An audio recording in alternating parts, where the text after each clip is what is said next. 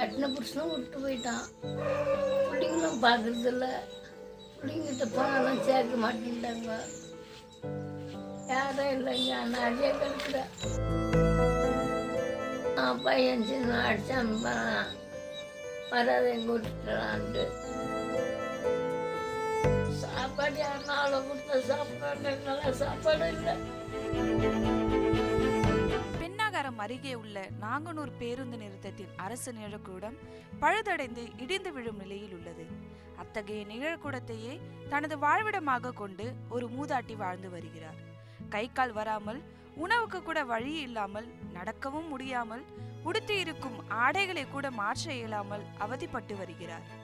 கடந்த 4 ஆண்டுகளாக இந்த நிழற்கூடத்திலேயே குடியிருந்து வரும் இந்த மூதாட்டிக்கு 2 வருடங்களுக்கு முன்பு திடீரென நோய்வாய்ப்பட்டு வலது கை கால் வராமல் கிடந்திருக்கிறார்.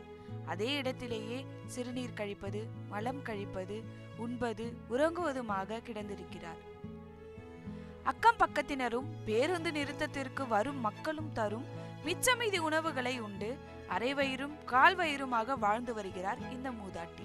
தன்னை பெங்களூருவில் கட்டிட மேஸ்திரிக்கு திருமணம் செய்து தந்ததாகவும் 2 மகன்கள் பிறந்த பிறகு தன்னை விட்டுவிட்டு தனது கணவர் வேறொரு பெண்ணுடன் சென்று விட்டதாகவும் கூறியிருக்கிறார். ஒற்றையாளாக கஷ்டப்பட்டு தனது மகன்களை வளர்த்த இந்த மூதாட்டியை வேலை செய்து வருவாய் சம்பாதிக்கும் வரை தன்னை தனது மகன்கள் வைத்திருந்ததாகவும், அவர்களுக்கு திருமணம் ஆன பின் தன்னால் உழைக்க முடியாத சூழ்நிலையில் தன்னை துரத்தி விட்டதாகவும் கூறுகிறார். கடந்த 2 ஆண்டுகளுக்கு முன்பு கேரளா சென்று அங்கே வேலை செய்து வரும் இளைய மகனை சந்தித்ததாகவும், அப்போது தனது மகன் தன்னை அடித்து துரத்தி விட்டதாகவும் கூறும் இந்த பாட்டி தனது வேதனைகளை குழந்தை போலே தேம்பி அழுது கொண்டு கூறும் காட்சிகள் பெரும் வேதனையை ஏற்படுத்துகிறது. ஒரு பொண்ணு ஒரு பையன் அவங்க வந்து பார்க்குறதுல செய்கிறதில்ல. இங்கே தான் இருக்கிறாங்க. யாரும் சாப்பாடு கேப்பாடு வாங்கி வந்து கொடுத்தா தின்னு இங்கே தான் இருக்குது. எங்கேயும் போகிறதில்ல. கரெக்டாக தான் இங்கே தான் இருக்குது. நெல் கூட்டில் தான் இருக்குது. ஒரு கையும் ஒரு கையும் ஒரு காலம் இருக்குது. திருப்பி அவன் மகனும் வரல, மகளும் வரல. யாரும் மருமும் யாரும் வந்து எட்டி பார்க்கறதில்ல.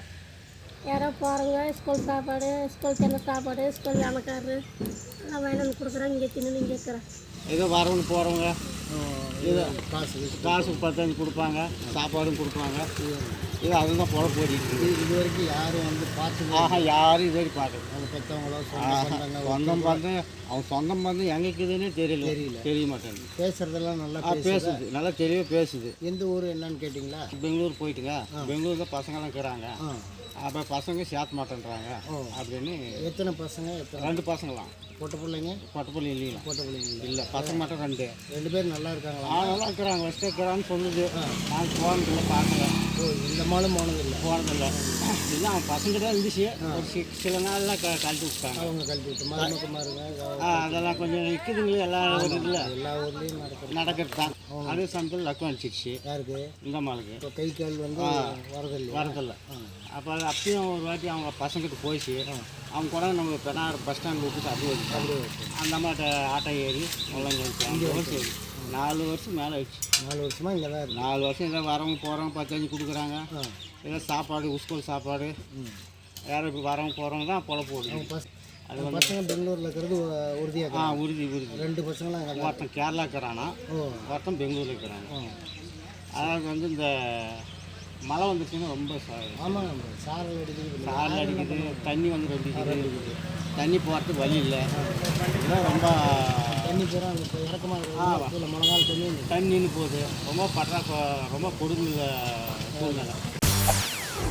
செய்திகளை உடனுக்குடன் தெரிந்து கொள்ள உடனே சப்ஸ்கிரைப் பண்ணுங்க.